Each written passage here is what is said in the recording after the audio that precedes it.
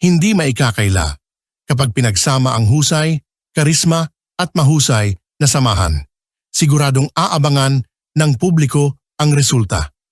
Kaya naman agad na umani ng atensyon ang naging pahayag ni Lovie Poe tungkol sa posibilidad na muli silang magsama ni Coco Martin sa isang proyekto. Sa isang panayam, inamin ni Lovie na handa siyang makatrabaho muli si Coco kung sakaling mabigyan siya ng pagkakataong maging bahagi ng inaabangang serye na si Gabo.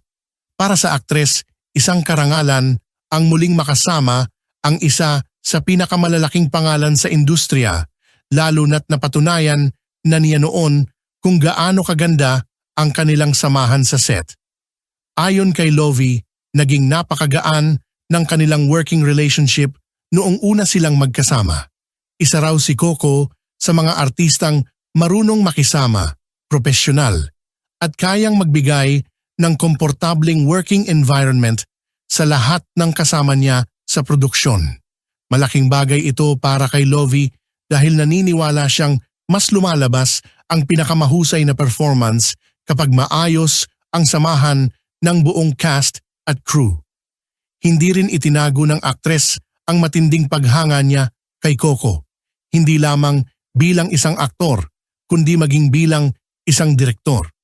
Personal daw niyang nasaksihan kung gaano ito kaseryoso sa bawat eksena at kung paano nito binibigyan ng halaga ang bawat detalye ng produksyon.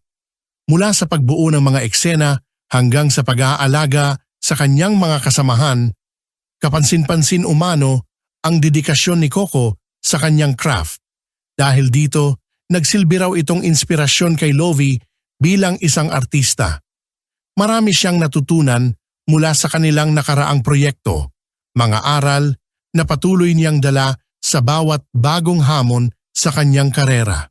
Kaya naman, kung muling darating ang pagkakataong magsama sila sa isang proyekto, hindi na siya magdadalawang isip na tanggapin ito.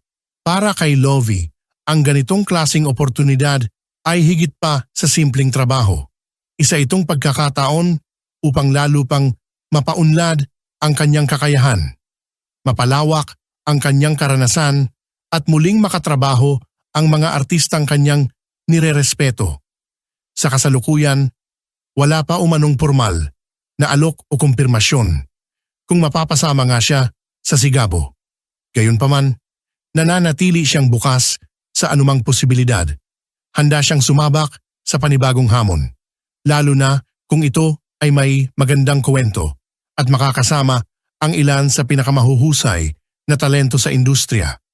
Samantala, patuloy namang tumitindi ang excitement ng publiko para sa Sigabo na inaasahang magiging isa sa pinakamalaking teleserye sa mga susunod na buwan. Marami na ang nag-aabang kung sino-sino ang mapapabilang sa cast at isa si Lovie sa mga pangalang gustong-gustong makita ng mga manonood. Kung sakaling matuloy ang muling pagsasama nina Lovie Poe at Coco Martin, tiyak na magiging malaking usapan ito sa mundo ng showbiz. Hindi lamang dahil sa kanilang undeniable chemistry, kundi dahil na rin sa kalidad ng kanilang trabaho kapag sila ay magkasama.